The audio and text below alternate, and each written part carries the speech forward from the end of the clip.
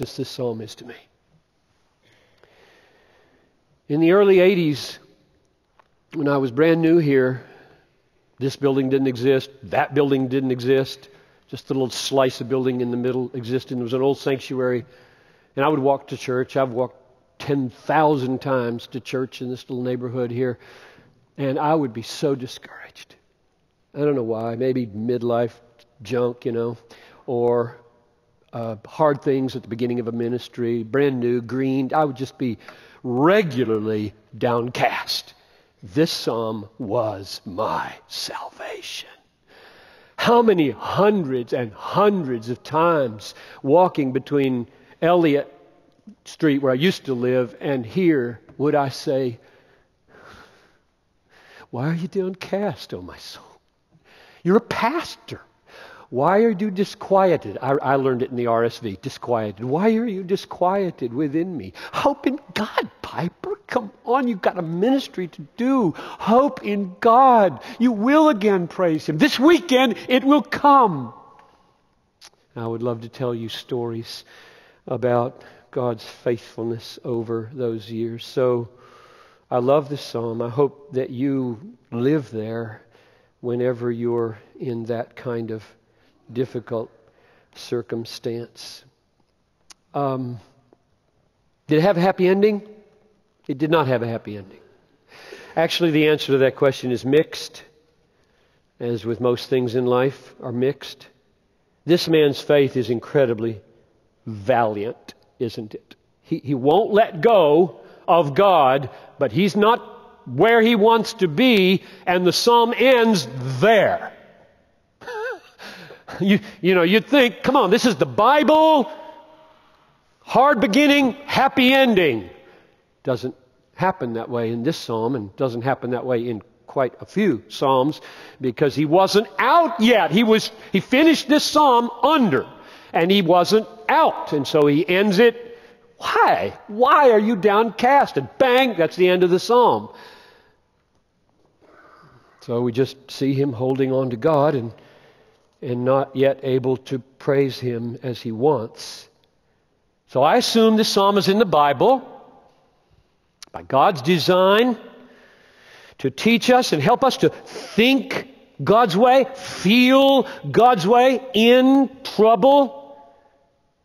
Psalms like this are in the Bible so that you'll go there and live there, feel this, think this, and get this way, so that when the waves break over your life, it'll be more like this than I was talking to a bunch of guys on the street this morning. I can't believe how many four-letter words you can pack into sentences. It's like a dialect. Well, that's one way to handle difficulty. Now, let's go to how he handled it. 6 ways to respond to this kind of situation. Okay, we've seen the situation externally, internally, how he's fighting. Now let's flesh out how he's fighting in 6 responses. And I'm going to take them in an order, not that they come in the psalm, but that I think they may come in life. That's just my guess about how they might come in life. Number 1, he responds to his circumstances by asking why. Verse 9. I say to God, my rock, why have you forgotten me? Why do I go about mourning because of the oppression of the enemy? Now, that's an overstatement. There's a lesson here. Don't think I'm going to minimize it. I'm going to call it an overstatement. He knows God has not forgotten him. And the reason I know he knows is because verse 8, by day the Lord commands His steadfast love, and at night His song is with me. And still he says, why'd you forget me? What does he mean when he says, why have you forgotten me? When his head knows he hasn't forgotten him. Why does he say that? He says it because that's what it feels like. I mean, if you are God and you're on my side, just cancel out these enemies, please. Don't let them keep on taunting me this way. They're making my life perfectly miserable. I can't take this much longer. It looks like you've gone on vacation. That's what it feels like. And everybody knows that's what it feels like, and only a few are honest enough to say that that's what it feels like. However,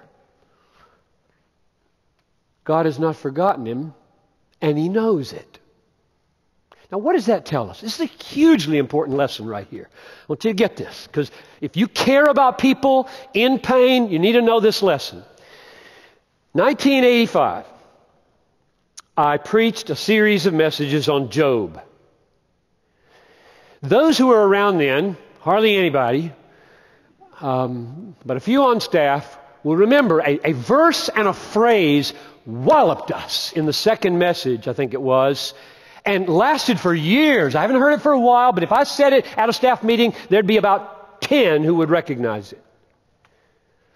And the phrase is, words for the wind. Where does that come from? It comes from Job 6:26. Listen to this word from Job 6:26. Job, you remember, surrounded by these three friends, they're beating up on him big time verbally, saying all kinds of things about him, totally unhelpfully about his condition of suffering. And he responds to them this way. He says, do you think that you can reprove words when the speech of a despairing man is wind? What does that mean? That means, please don't be picky about my language when I'm in pain. If I say, God, why have you forgotten me? Don't lecture me on the fact that God never forgets his own. Do that later. Don't be picky with my language. It's a wind word. It's going to be blown away. There will be plenty of time for you to see in my life that I'm a true lover of God, and I'll stand with him no matter what. I think that's the point. So if you care about people and you've got a robust theology of suffering, like I hope we do here, and somebody says something theologically inappropriate, let it go. It's going to be blown away. A month later, they're going to look back on those horrible moments, and they're going to think, I'm glad God didn't strike me dead. And he didn't, and you shouldn't. So he asked God, why? It's not a bad question. It's a good question. There are answers, not all the answers we want, but there are some answers to the whys of our hardship. Some wonderful biblical helps, but not all the detail we would like. Number 2. In the midst of his discouragement, he affirms God's sovereign love for him. Sovereign love, sovereign love. In the midst of his discouragement, he affirms, that's important to do, even if you're not feeling much of it, affirms God's sovereign love for him. Verse 8.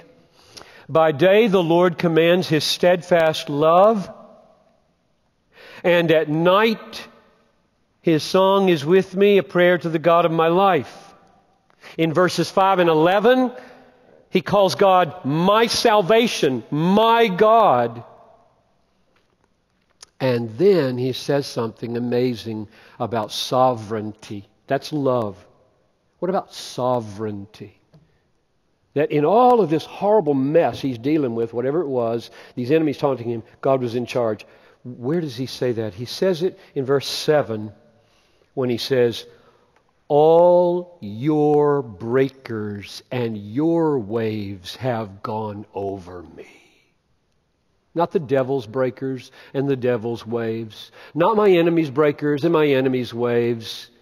Your breakers. God, your breakers and your waves have gone over me. I know you rule the world. I know you could dispense with a word with these enemies. You could lift my soul in a snap of your finger. And for whatever reason, you are ordaining waves to break over my life right now. That's confirmed all over the Bible that you ought to talk like that. You got that one right. In other words,